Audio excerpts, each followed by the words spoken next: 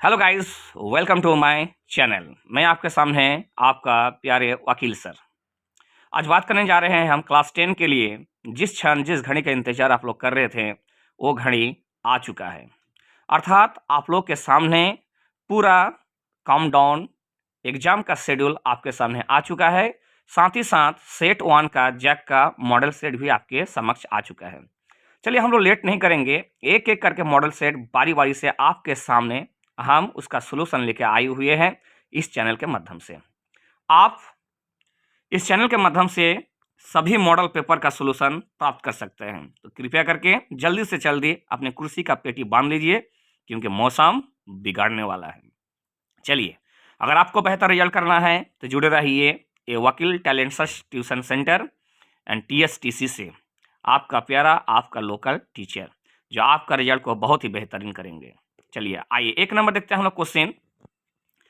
दाढ़ी बनाने में किस प्रकार के दर्पण का उपयोग किया जाता है? इसमें 4 ऑप्शन है सर, समतल, उत्तल, अवतल, इनमें से कोई नहीं। इसका सही आंसर होगा, अगर आप देखेंगे किताब में तो इसमें 2 आंसर दिया हुआ है, समतल और अवतल, लेकिन इसका सही आंसर जो होगा सर वो होगा समतल। चलिए, यानी ये हो जाएगा सर आपका समतल। ये आपका जो हो जाएगा एक नंबर जो हो जाएगा समतल। 2 नंबर हम लोग बात करेंगे, गोलीय दर्पण में फोकस दूरी एवं वक्रता त्रिज्या के बीच संबंध जो होता है वो होता है F बराबर R/2, यानी F बराबर जो होता है सर वो R/2। इसका 2 नंबर ऑप्शन होगा। चलिए आता हम 3 नंबर बात करते हैं, प्रकाश के अपवर्तन की क्रिया में कौन सी भौतिक राशि व परावर्तित रहते हैं? ये थोड़ा क्लास 10 के लिए अलग है, लेकिन कोई दिक्कत नहीं है, हम आपके साथ हैं। इसमें होगा सर फ्रीक्वेंसी। फ्रीक्वेंसी मतलब होगा सर आवृत्ति। इसका आंसर जो होगा सर वो हो जाएगा सर आपका आवृत्ति। 4 नंबर जो होगा सर, 1 मीटर फोकस दूरी वाले उत्तल लेंस की क्षमता। अब जानते हैं दोनों के बीच में संबंध कि P बराबर 1/F। तो 1 मीटर यदि है तो 1/1 यानी हो जाएगा 4 का B। 4 का क्या हो जाएगा सर? 4 का हो जाएगा B, यानी 4 का क्या हो जाएगा सर? 4 का हो जाएगा B, 1D। 5 नंबर आप देख रहे हैं, 4D क्षमता वाले अवतल लेंस की फोकस दूरी। आप जानते हैं यहाँ पे P का मान जो है, ये P का मान दिया हुआ है 4D। अब देख रहे हैं तो F जो होता है सर वो होता है 1/P, होता है ना। अब ये अगर सेंटीमीटर में करेंगे तो 100/, क्या हो जाएगा सर? 4। 100/4, इसको काटेंगे तो कितना आएगा सर आपका? 25। तो 5 का क्या हो जाएगा सर आपका? B, यानी 5 का क्या हो जाएगा सर आपका? B हो जाएगा 25 सेंटीमीटर। चलिए हम लोग चलते हैं क्वेश्चन नंबर 6। क्वेश्चन नंबर 6 की ओर जाते हैं हम लोग, देखते हैं क्वेश्चन नंबर 6 क्या है सर आपका। ये आपका क्वेश्चन नंबर 6 देख रहे हैं आप।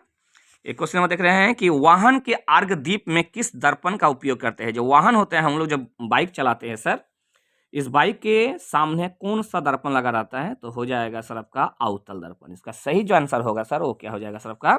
अवतल हो जाएगा। क्या होगा सर? ये अवतल हो जाएगा। चलिए 7 नंबर देखते हैं। 7 नंबर, मानव नेत्र के किस भाग पर किसी वस्तु का प्रतिबिंब होता है? आप जानते हैं रेटिना, और उसका दूसरा नाम होता है दृष्टिपटल। क्या होता है सर आपका? दृष्टिपटल, जिसको रेटिना भी कहते हैं हम लोग, ठीक है। और सामान्य नेत्र के लिए दूर बिंदु जो होता है, चूंकि निकट बिंदु होता है सर 25 सेंटीमीटर, दूर बिंदु क्या होगा सर? अनंत, इसलिए 8 का हो जाएगा सर D। 8 का क्या हो जाएगा सर आपका? D। 8 का हो जाएगा सर D, अनंत। नेत्र में जाने वाली प्रकाश की मात्रा को नियंत्रित कौन करता है? तो कहते हैं पुतली। कौन करता है सर आपका? पुतली, यानी 9 का हो जाएगा सर D। 9 का क्या हो जाएगा सर आपका? D। 11 नंबर है, 10 नंबर है सर, मानव नेत्र में प्रतिबिंब की प्रकृति क्या होता है? तो प्रतिबिंब जो हो जाएगा सर आपका ये हो जाएगा सर उल्टा एवं वास्तविक। हम लोग के यहाँ बनता है सर उल्टा एवं वास्तविक, उल्टा एवं वास्तविक।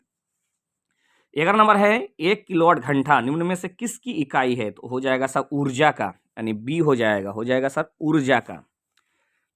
कूलम किसका ऐसा मात्रा है? तो कूलम हो जाएगा सर आपका विद्युत आवेश का। एक साइंटिस्ट का नाम है, तो हो जाएगा सर विद्युत आवेश हो जाएगा।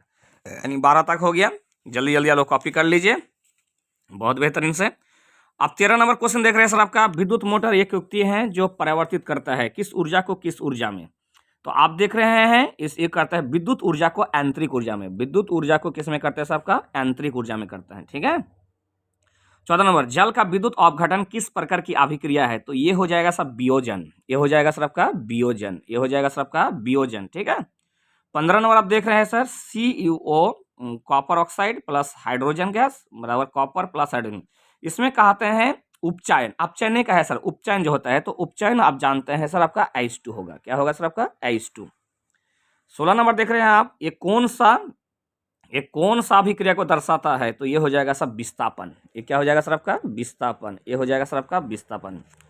17 नंबर है, निम्नलिखित में कौन सा प्राकृतिक सूचक का उदाहरण है, तो आप जानते हैं लिटमस पत्र। क्या हो जाएगा सर आपका लिटमस पत्र हो जाएगा। ये 17 तक हो गया सर, आप लोग उतार लीजिए, इस वीडियो को दोबारा देख लीजिए, आपको पूरा आंसर आ जाएगा आपका। अब आगे हम लोग चलते हैं सर आपका क्वेश्चन नंबर 18 कहते हैं किसी बिलियन का पीएच मान 10 है, किसी बिलियन का पीएच मान 10 है, तो निम्न में से क्या होगा, तो ये क्षार होगा, क्योंकि 0 से लेकर 7 तक होता है सर आम्ल, और 7 से 14 तक क्या होता है क्षार, तो हो जाएगा 18 का 1, 18 का क्या हो जाएगा सर 1 हो जाएगा। ठीक है। 19 नंबर देखो, इस तरह का आपका है सर आपका, तो कहते हैं दिए गए चित्र क्या सूचित करता है, हमें हमेशा हाथ साफ करके रखना चाहिए। ऐसे तो रखना चाहिए, लेकिन यहाँ पे अलग है, हमें प्रयोगशाला में हाथ धोकर जाना चाहिए, हमें आम्ल से हाथ धोना चाहिए, संद्र आम्ल और क्षारक और बर्तन पर चेतावनी, ये डी हो जाएगा सर। चलिए 20 नंबर हम जानते हैं इमली में कौन सा अम्ल पाया जाता है, बहुत इजी क्वेश्चन है सर आपका, ये हो जाएगा सर आपका 20 का टाइट्रिक अम्ल। क्या हो जाएगा सर आपका टाइट्रिक अम्ल इमली में।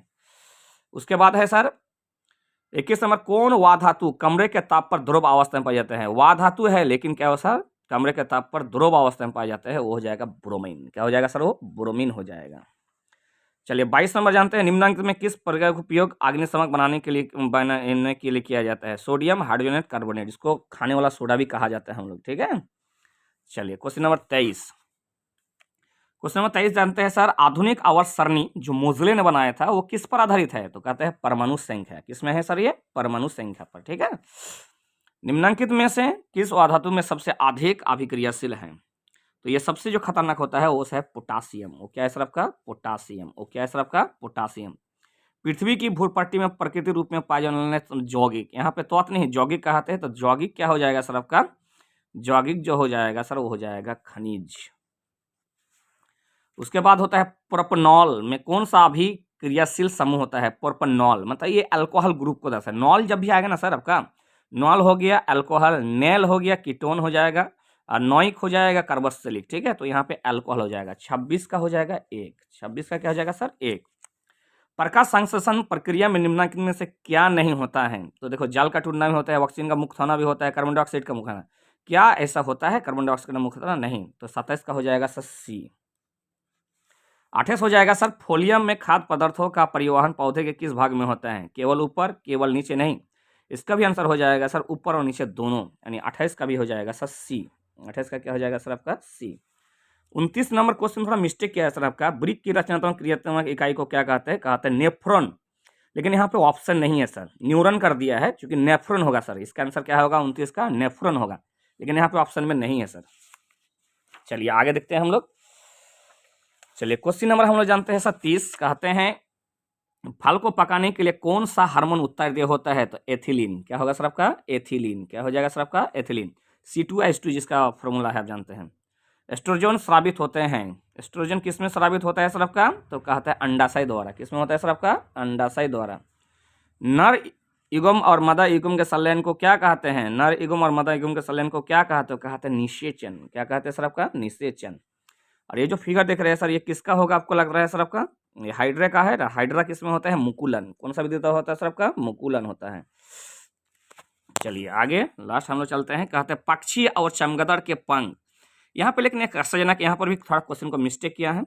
समझत अंग अवशोषियान जीवाश्म असंजत अंग, यहाँ पे होता है सर समरूप अंग, आंसर क्या होगा सर समरूप अंग, लेकिन यहाँ पे समरूप अंग नहीं है, लेकिन यहाँ पे एक डी नंबर जो ऑप्शन है असंजत अंग, शायद ये भी हो सकता है, और ये नहीं होगा तो आपका समरूप अंग होगा।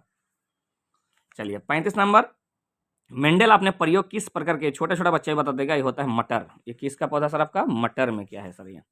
निम्नलिखित में कौन उत्पादक है, कहते हैं उत्पादक कौन है, तो आप जानते हैं सर आपका घास। क्या है सर आपका घास।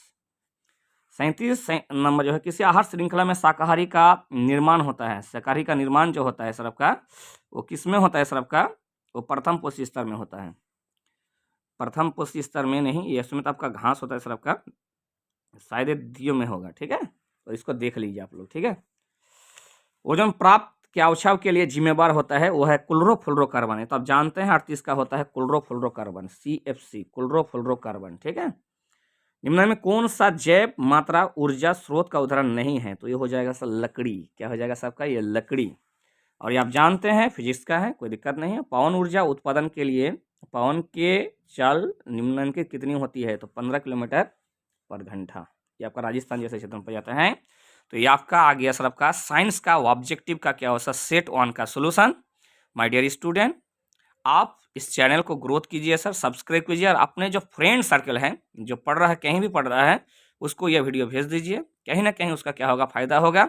फिर इस वीडियो के माध्यम से सब्जेक्टिव क्वेश्चन भी लेकर आएंगे, तो सब्सक्राइब रख दीजिए और ज़्यादा से ज़्यादा सब्सक्राइब कीजिए। जितने मेरा गुमानी वाला स्टूडेंट है, कोटालपोखर है, पाकुड़ वाला स्टूडेंट है, सब आप लोग क्या होता सपोर्ट कीजिए इस चैनल को, तो आप लोग के लिए फ्यूचर में और भी बेहतर बेहतर चीज़ लेकर आएंगे। धन्यवाद। फिर मिलते हैं सर आपका नेक्स्ट वीडियो को लेके।